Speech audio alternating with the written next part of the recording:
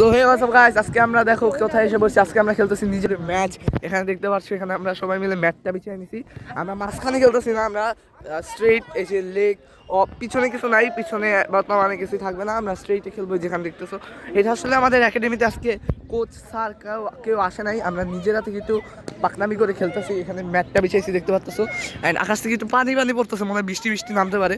And দেখতে পাচ্ছ এটা হলো আমাদের পিচ, অ্যান্ড এদিকে স্টাম্প লাগানো হয় যে আমাদের ওপেনিং ব্যাটসম্যান। ওরা আউট হলে গাইস আমি নামবো, তো দেখা যাক আজকে ম্যাচটা কি হয়।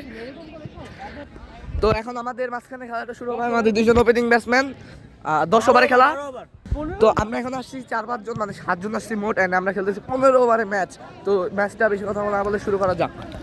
তো এখন আমাদের ম্যাচ খেলা শুরু হচ্ছে, দেখি।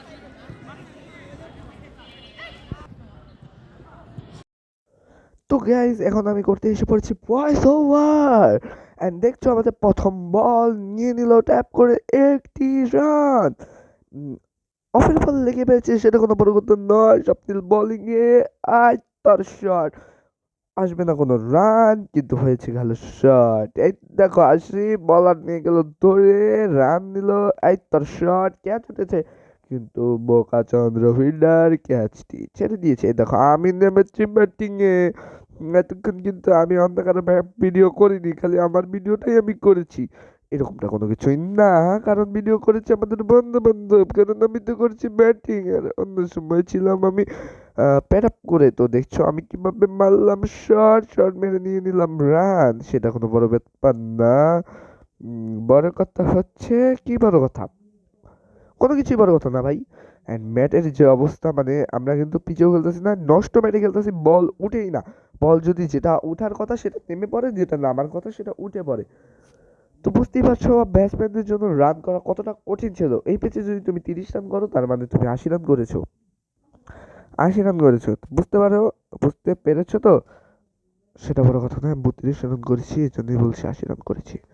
80 রানের কথা বলছি, কারণ আমার টার্গেট ছিল 80 রান করা।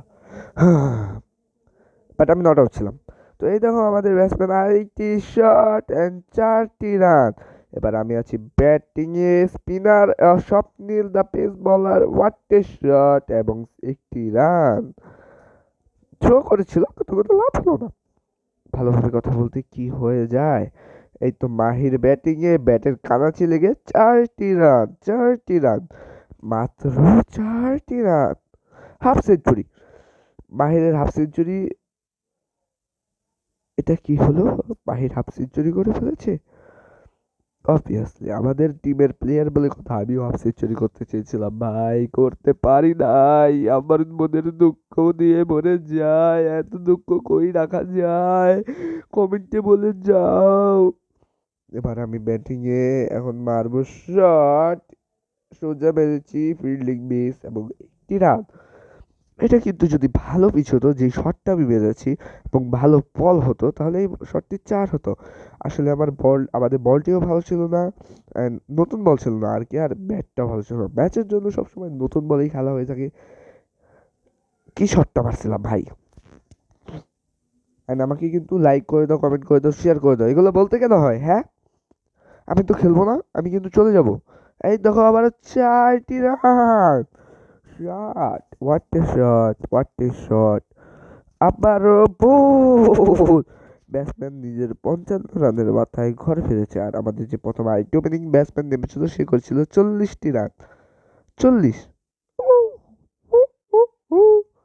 40টি রান। এই দেখো ওয়ার টেক আবার ড্রাইভ, এটা ভালো ব্যাট হলে কিন্তু 4 হয়ে যেত। ফিল্ডার কিভাবে দৌড়াইতেছে, এটা কিন্তু 4 হয় নাই, হয়েছিল মাত্র 3টি রান, না 2টি রান। ওই দেখো ফিল্ডার বল থ্রো করেছে। এই দেখো আমার ব্যাটিং, হোয়াট এ শট, এটা কিন্তু ব্যাটের উপরে লেগেছিল, তাই রান হয়নি। ভাই তোমাদের জন্য ভিডিও মেক করা যে কতটা প্যারা, তোমরা কিন্তু বুঝো না, তারপরেও তোমরা কেন দাও না লাইক, আমি বুঝি না। আমি কিন্তু আরেকটি শট মেরেছি, বাট সিঙ্গেল ডাবল যাই নিতে পারি তাই নিতে চাই। ওই দেখো আমি ব্যাটিং করছি, ডিফেন্স, হোয়াট এ ডিফেন্স। ওই দেখো পিছনে বল ফ্লিক করেছি, এসে পড়েছে 4টি রান। আমার one of the batting shot, but এটা খারাপ পিচ বলে 4ও হয়নি, 6ও হয়নি।